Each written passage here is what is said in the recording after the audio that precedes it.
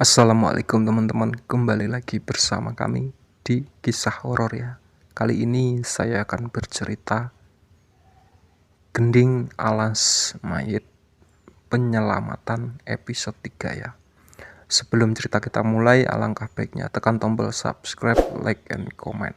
Dan jangan lupa aktifkan loncengnya agar kalian yang pertama mendapatkan notifikasi saat saya upload video terbaru.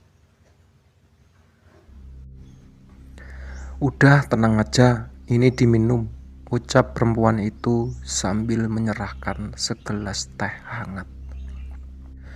Aku meminumnya sampai habis, terasa rasa haus yang amat sangat dari tenggorokanku.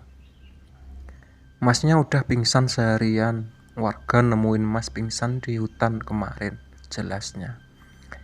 Aku menyentuh dahiku yang ditutupi perban. Mulai teringat kejadian saat aku terjatuh ke dalam jurang. Kalau udah bisa berdiri, itu ditunggu Pak Kades. Udah disiapin makanan di sana, ucapnya sambil menunjuk ke sebuah rumah. Aku mencoba berdiri, mencuci muka dan mencari baju ganti dari ranselku. Sejujurnya aku cemas dengan keadaan Rama dan Yanto. Mereka pasti mencariku selama pingsan. Permisi, ucapku memasuki sebuah rumah yang tadi ditunjukkan oleh perempuan yang membangunkanku. Monggo, masnya udah sehat. Sini makan dulu, ucap seorang pria paruh baya menyambutku. Aku menghampiri mereka dengan ramah, sepiring nasi disiapkan dan diberikan kepadaku. Udah kenalannya nanti dulu, makan dulu aja, pasti lapar kan. Lawang pingsan seharian, ucap bapak itu. Njih, maaf ya pak, ngapunten, jawabku sambil mengambil lauk yang terlihat begitu menggoda. Kula nuwun, permisi, suara wanita terdengar dari depan pintu rumah. Laksmi, sini ikut makan, ucap sang pemilik rumah memanggilnya. Ternyata itu adalah perempuan yang tadi membangunkanku. Makan yang banyak ya mas, ucapnya sambil melempar senyum. Aku mengangguk dengan sedikit malu, namun seperti rasa lapar lebih terkuasa terhadapku. Saya kepala desa di sini, panggil saja Pak Kades. Sampai masnya benar-benar pulih, istirahat dulu di sini, ucap pria itu dengan ramah. Matur suwun Pak, nama saya Danan. Memangnya ini di mana ya Pak, tanyaku. Ini desa Windualit, pasti belum pernah dengar, jawab Pak Kades. Iya Pak, saya baru tahu ada desa di dekat posko pendakian, lanjutku. Pak Kades mengerutkan dahi seolah merasa heran. Posko, apa yang dimaksud Mas Danan? Tanya Pak Kades. Lah, saya terjatuh di jalur pendakian Merapi. Bukannya Bapak nemuin saya di jalur pendakian? Tanyaku pada mereka. Lasmi dan Pak Kades saling memandang. Desa ini jauh dari posko pendakian manapun mas, apalagi sama kota. Kendaraan aja nggak bisa masuk ke sini. Tadi kami nemuin masnya di hutan perbatasan desa, jelas Laksmi. Aku merasa heran dengan apa yang mereka katakan. Segera saja aku ceritakan apa yang terjadi. Mereka terlihat heran karena jarak dari posko ke desa ini berpuluh-puluh kilo jauhnya. Ya sudah, Mas Danan tinggal di sini dulu aja sampai pulih.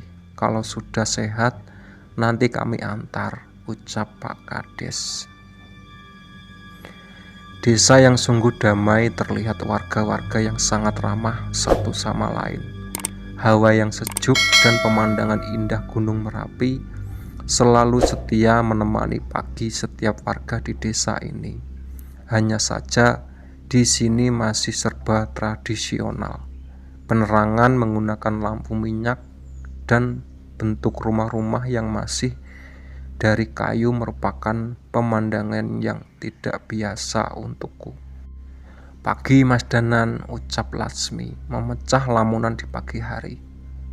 "Pagi Mbak Laksmi," jawabku. Sepertinya senyuman manis Laksmi akan tetap membekas selepas aku pergi dari sini.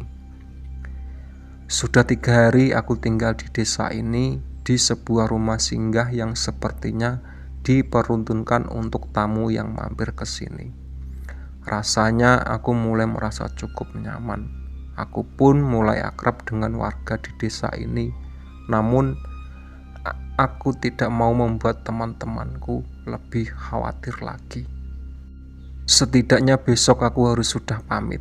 Seharian ini aku habiskan untuk berkeliling desa dan menyapa warga-warga di sini. Namun ada sedikit yang mengganggu indraku, yaitu sebuah hutan yang terletak di sudut perbatasan desa. Hari mulai malam, desa mulai sepi oleh warga. Aku tetap menikmati suasana ini dari teras rumah sampai akhirnya aku memutuskan untuk beristirahat. Belum sempat tertidur, suara ketukan berkali-kali di pintu rumah Pak Kades. Aku keluar mencari tahu apa yang terjadi. Terlihat perbincangan singkat antara warga dan Pak Kades. "Ya udah, coba panggil Pak Sardi, juga nanti saya menyusul." Aku keluar menghampiri Pak Kades, penasaran dengan apa yang terjadi. "Pak, ada apa toh Pak?" tanyaku Pak Kades. "Katanya ada anak kecil hilang, seperti ditarik sesuatu ke dalam hutan," ucapnya. "Mas Danan dan saya sana dulu ya, istirahat aja," lanjutnya. "Enggak Pak, saya ikut," bantahku. Kami sedikit berlari menuju mulut hutan, tempat warga berkumpul. Terlihat warga sudah siap di sana dengan kentongan dan obor. Aku menerobos kerumunan dan melihat ke dalam hutan. Belum sampai masuk ke dalam, terlihat dari mataku 2 makhluk halus, penjaga dengan kaki sepanjang hampir manusia dewasa, menunggu di tengah gelapnya hutan itu. Warga desa sepertinya tidak sadar dengan keberadaan makhluk itu. "Kita bagi, sebagian masuk ke hutan dan sisanya berjaga di desa," ucap Pak Kades kepada warga. Aku berpikir sangat bahaya apabila warga masuk ke hutan. Bisa jadi anak yang diculik tadi hanya umpan untuk mencari tumbal lainnya. "Pak, jangan dulu, bahaya," ucapku pada Pak Kades. "Kenapa Mas Danan? Keburu anak itu kenapa-napa," ucap Pak Kades. "Jangan Pak, bahaya. Bisa-bisa warga lain juga jadi ikut korban," jelasku. Pak Kades tetap bersikukuh untuk masuk, namun aku tetap menghalanginya. "Kalau begitu kita harus bagaimana Mas Danan?" tanyanya dengan menahan emosi. Aku menoleh ke arah hutan, mencoba mengamati apa saja yang ada di sana. "Biar saya yang mencari ke dalam hutan," jawabku. Enggak mungkin kita biarkan Mas Dana sendirian ke sana," tentang Pak Kades yang terlihat tidak setuju. "Enggak sendirian, saya akan ikut ke dalam," terdengar suara dari seseorang pria paruh baya yang baru datang. "Pak Sardi benar mau masuk ke sana?" tanya Pak Kades.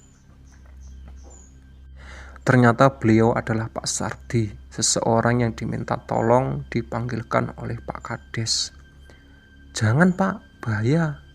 Kalau memaksa masuk lebih baik pagi hari, biar saya mencari tahu dulu kondisi di dalam," ucapku kepada orang itu.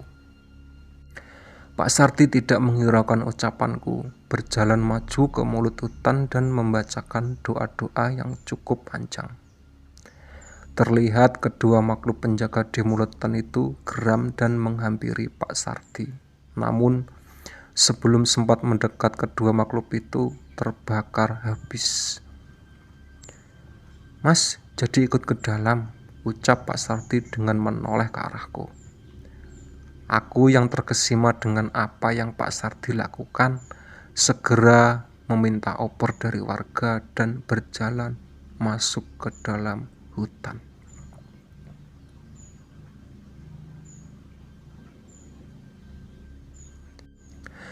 Oke ya, itu tadi cerita dari Gending Alas Mayit penyelamatan episode 3 ya. Sebelum cerita kita mulai, alangkah baiknya tekan tombol subscribe, like, and comment.